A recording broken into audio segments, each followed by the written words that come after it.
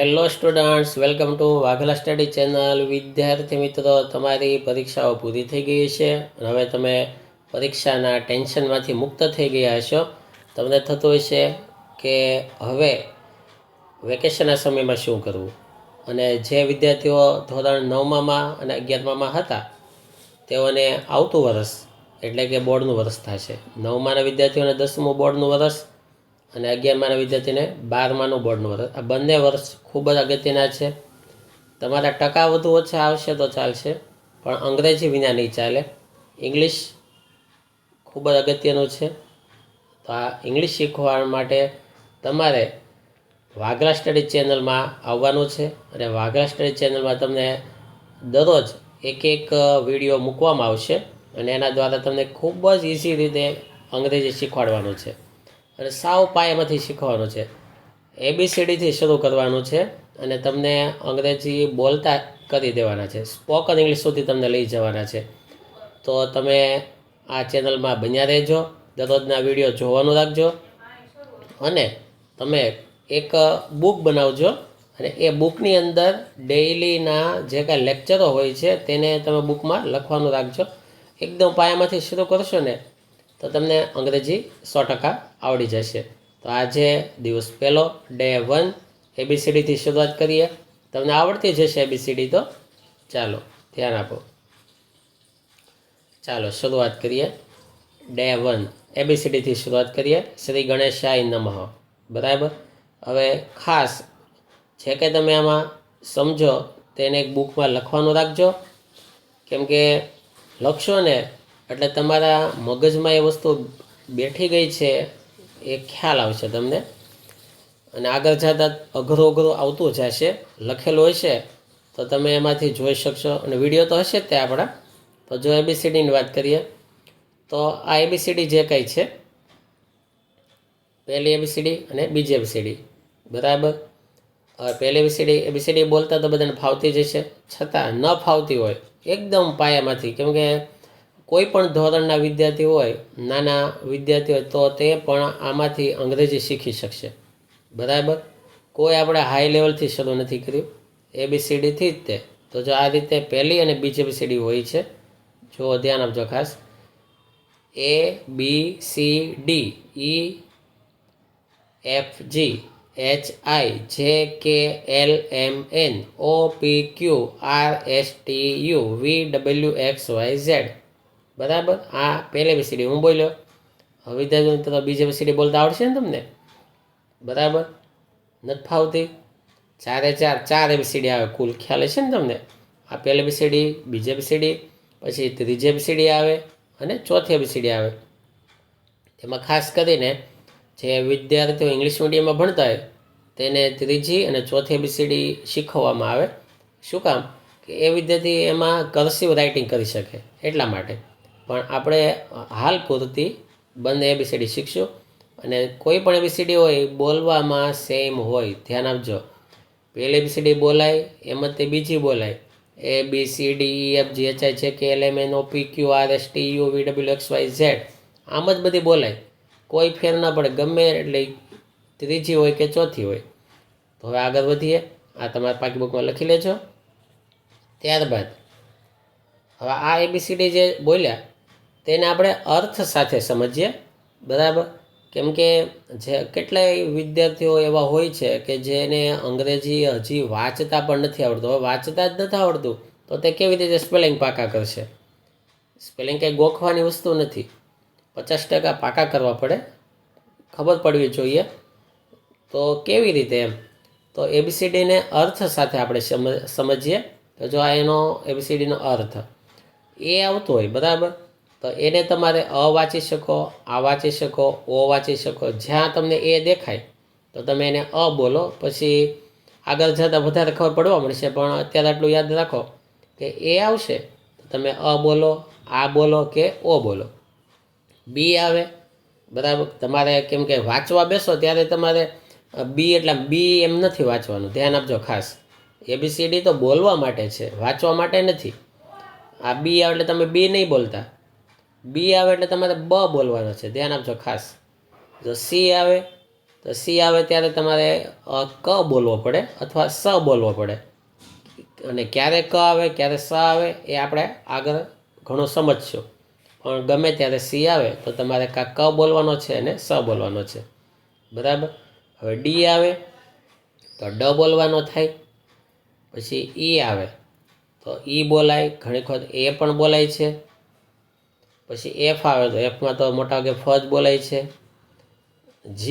જી આવે તો ગ બોલાય, ક્યારેક જ પણ બોલાય છે, જીનો જ પણ બોલાય છે. તો વધારે આપણે ગ રાખીએ કેમ કે દ સ્પેલિંગ પ્રમાણે હોય છે. નામમાં ક્યારેય જીનો જ આવતો નથી. સ્પેલિંગમાં આવી શકે. જી મને ગ પણ બોલાય, જ પણ બોલાય, અને ક્યારેક ફ જેવો ઉચ્ચાર થાય. એચ આવે તો તેને હ બોલવામાં આવે છે. આઈને આઈ પણ બોલાય અને ઈ પણ બોલાય છે. ક્યારેક એ પણ બોલાય છે. અલગ અલગ ઉચ્ચાર એના કરી શકાય છે. જેને જ બોલાય. કેને ક બોલાય. એલને લ બોલવાનો છે. એમ દેખાય એટલે મ બોલી નાખવાનો. એન દેખાય એટલે ન બોલી નાખવાનો. ઓ દેખાય તો તેને ઓ બોલી શકો તમે, અ બોલી શકો તમે. અને પી દેખાય તો એને પ બોલવાનો છે. ક્યુ દેખાય તો ક બોલશું. આર દેખાય તો ર બોલશું. એસ દેખાય તો સ બોલવાનો છે. ટી દેખાય તો ટ બોલશું. યુ દેખાય તો ઉ બોલવાનું. વી દેખાય તો વ બોલશું. ડબલ્યુ દેખાય તો પણ વ બોલશું. એક્સ દેખાય તો એને ક્ષ બોલાય અથવા ક્ષ, આ ત થઈ ગયો છે પણ ત્યાં ક્ષ હોય, ક્ષ બોલાય. અને વાય આવે તો તમારે ય બોલવાનો છે. ઝેડ આવે તો ઝ બોલવાનો છે. ઓકે, આગળ વધીએ. આ બધું લખી નાખજો, બુકમાં લખજો બધા. ત્યારબાદ અંગ્રેજીમાં કક્કો. બરાબર કે ભાઈ ગુજરાતી તમે કોઈ પણ નામ હોય બરાબર, અને એ નામનું તમારે અંગ્રેજી કરવું છે તો તમને અંગ્રેજીમાં કક્કો ફાવવો જોઈએ, આવડવું જોઈએ. આ એકદમ પાયામાંથી અંગ્રેજી છે. પાયાનો આ નિયમ છે. બરાબર. કેમ કે તમે આમ વચ્ચેથી શરૂ કરશો ને અંગ્રેજી તો નહીં ફાવે. એકદમ પાયાથી શરૂઆત કરો. તમે ઘડીક છે ને એમ બની જાઓ, નાના બાળક બની જાઓ. એમ માનો કે તમે હજી ચોથું પાંચમું ભણો છો અને તમે ABCDની શરૂઆત કરો છો તો જ ફાવશે તમને. બાકી તમે એમ વિચારશો કે આ તો બધું ફાવે છે, થોડુંક હાઈ લેવલ આવે ત્યારે આપણે કરશું તો નહીં ફાવે. હાવ શરૂઆતથી શરૂ કરો, એકથી શરૂ કરો ABCDથી. તો જો અંગ્રેજી કક્કો. ક નો થાય KA. ખ માટે KHA. ગ માટે GA. ઘ માટે GHA. ચ માટે CHA. છ માટે CHHA. જ માટે JA. ઝ માટે ZA. ક્યારેક ઝ માટે PH પણ થાય છે. ટ માટે TA. પછી ઠ હતો ને જ થઈ ગયો છે. તો પછી ઠ, જ બે વખત થઈ ગયો. ઠ એ નીચે, પછી ડ માટે DA. ઢ માટે DHA. પછી ઠ માટે THA. ઠ ને ડ બે વખત આવી ગયા, પણ તમે જો ક, ખ, ગ, ઘ, ચ, છ, જ, ટ, પછી ઠનો THA છે. પછી ડનો DA. પછી ઢ એ વચ્ચેના અક્ષરો બે વખત થઈ ગયા છે, તમે વ્યવસ્થિત લાઈનમાં જોઈ લેજો. ડ એટલે DA. ઢ એટલે DHA. આમાં ઢનો ઉપર થઈ ગયો છે DHA. અણ એટલે NA. ત તો TA. થમાં THA. દમાં DA. ધમાં DHA. નમાં હાથ આવી ગયો છે પણ NA યાદ રાખજો. ન માટે NA. પ માટે PA. ફ માટે FA. બ માટે BA. ભ માટે BHA. મ માટે MA. ય માટે YA. ર માટે RA. લ માટે LA. વ માટે VA. શ માટે SHA. ફાળિયા શ માટે SHA. સ માટે SA. હ માટે HA. અ માટે LA. ક્ષ માટે KSHA.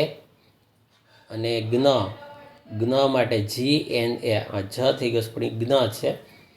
બરાબર, કેમ કે થોડુંક આ આવું થઈ જાય. ખાસ તો આ ડ ને જમાં ધ્યાન આપજો. એમાં કક્કો તો બધાને ફાવતો જ હશે, એ રીતે બધા અક્ષરો લઈ લેજો, કેમ કે અમુક ડબલ અક્ષર થઈ ગયા છે ને એટલે. હવે આપણે આગળ વધીએ. અંગ્રેજી કક્કો ફાવી જાય, લખાઈ જાય બુકમાં. ત્યારબાદ હવે નામ લખતા શીખીએ આપણે, બરાબર. તો સૌથી પહેલાં તમને કાના માત્ર શીખવાડું. તમને થાય કાના માત્ર એટલે શું? કારણ કે આપણે કક્કો તો શીખ્યા, ક, બરાબર. પણ કોકનું નામ કિરણ હોય તો કી થાય, બરાબર. તો કી માટે શું કરવું? તો અંગ્રેજીમાં 5 સ્વર કહેવાય, એ, ઈ, આઈ, ઓ, યુ. આ 5 સ્વરની મદદ વડે તમે કોઈ પણ નામ લખી શકો છો. આ 5 સ્વરની જરૂર પડે જ તે, એ, ઈ, આઈ, ઓ, યુ. એનો ઉપયોગ કરી અને આ કાના માત્રા બને છે. જો કઈ રીતે છે ખાસ ધ્યાન આપો. જો પહેલું કે કોઈ પણ અક્ષર હોય, પણ કે રમણ, કમળ, કનક, આવા નામ હોય તેમાં કોઈ કાના માત્રા નથી આવતા, મતલબ કે રસવાઈ, દીર્ઘ એવું કંઈ આવતું નથી. તો આવું આવતું હોય તો ક હોય, બરાબર. આ બોક્સ એટલે કોઈ અક્ષર, તો એ લગાડી દેવાનો. પછી બીજું, કને કાંઈની કા હોય, એટલે કે એક માત્રા આવતો હોય તો તેમાં પણ એ લગાડવાનો. પછી ત્રીજું છે એમાં રસવાઈ કરેલી છે. રસવાઈ કરેલી આવે કોઈ પણ, કે કિરણ, સીમા, ટીના, રીમા. તો રીમા લખવું હોય તો રીમાનો આર થયો, પછી એ નહીં લગાડવાનો. તો કાના માત્રા આવતા હોય ને ત્યારે તમારે એ છોડી દેવાનો, સીધો આ જે સ્વર આપ્યો છે એ લેવાનો, આઈ.